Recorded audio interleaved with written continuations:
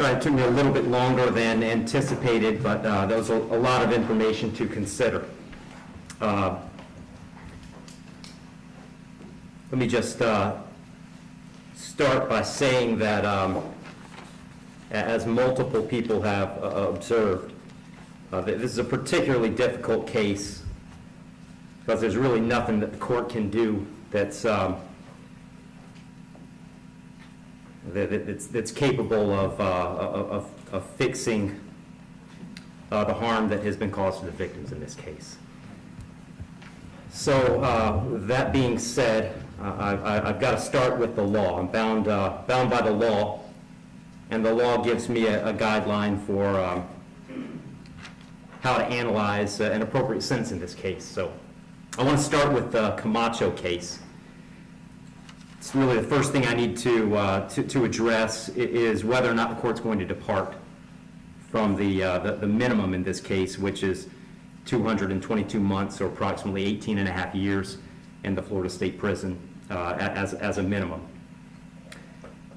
The Camacho case, as Mr. Fitzgibbons pointed out and argued, lays out really a three-factor test. Is there a valid legal basis for departure? Is there competent substantial evidence that the facts support an application?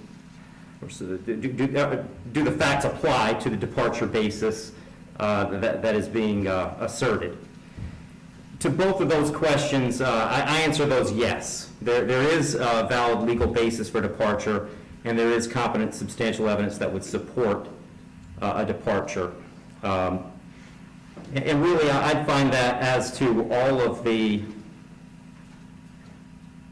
departure bases argued, with the exception of the disparity argument. I'll just comment on that one for a moment. The defendant has argued that an available basis for departure is the disparity between the guidelines and the sentence that Mr. Barano got. I don't agree with that. I agree that disparity could potentially be an available legal basis for departure. But in this case, I don't think it applies because I do think that there are important substantive differences between the facts as applied to Mr. Barano and the facts as applied to Mr. Herrin. The state's put those on the record. I won't elaborate on it too much other than to say I think that the difference, the age of majority for Mr. Herrin is one of those. But mostly I just think that the facts are different as between those two defendants. And so I don't believe that the facts in this case support that as a departure basis, because I believe that a disparity in sentence between Mr. Barano and Mr.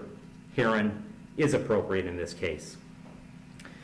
That brings me to the third question of should essentially the third factor under the Camacho case is should the trial court depart? And the court in this case is going to decline to depart. So I'm answering that question in the negative. The trial court in this case is not going to depart. And I don't reach that decision lightly. When evaluating an appropriate sentence, I will start with Florida Statute 921.002. It was pointed out several times the primary purpose of the criminal punishment code in Florida is to punish. And I've got to take into account the severity of the primary offense and the circumstances surrounding the primary offense. When I take into account circumstances and severity, a lot of what I'm taking into account really when I sentence is intent and harm. And in this case, there wasn't any evidence, and nor does the court believe that there was any specific intent to do harm, in this case to the victims.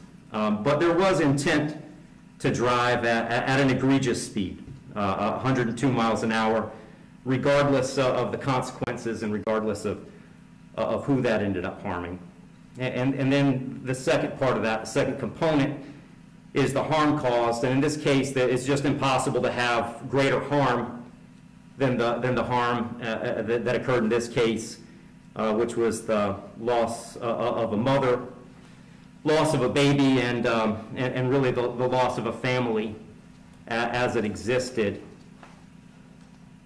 when this occurred.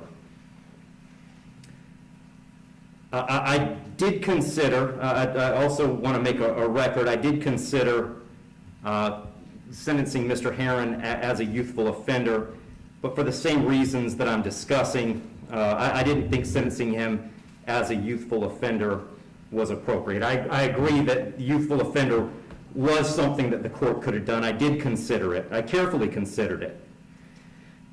But the court just found that due to the serious nature of these offenses, the extreme nature of the conduct, and again, the level of harm, that a youthful offender sentence was not appropriate. So given that the court is not departing, the guidelines call for a sentence of essentially 18 and a half years at a minimum and 30 years as a maximum. And the court doesn't find that either the minimum or the maximum is appropriate in this case.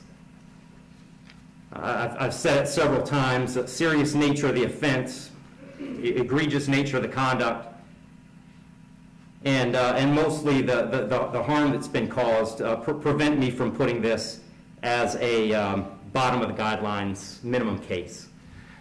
But the departure bases argued by the defendant did provide some reason not to put it at the top of the maximum. And specifically, the court did take into account that the defendant's 18, certainly responsible for his actions, and he's being held accountable for his actions.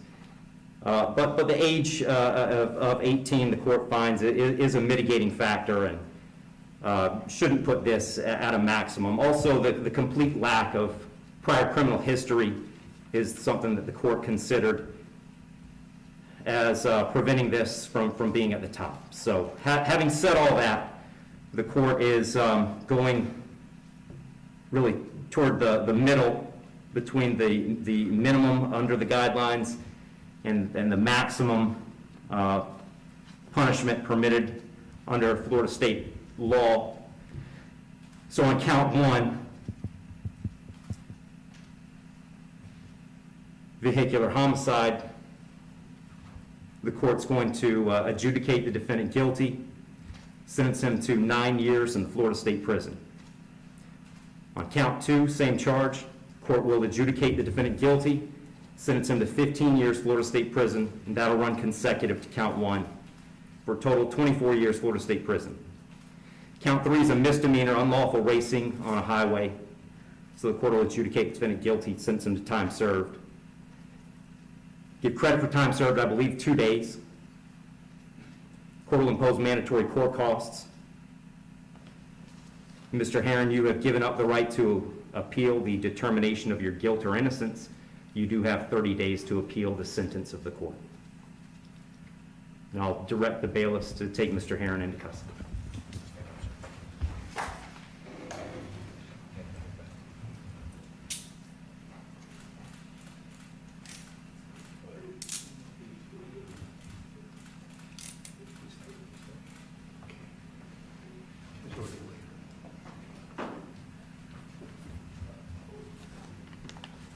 Wish you well, Mr. Herrin.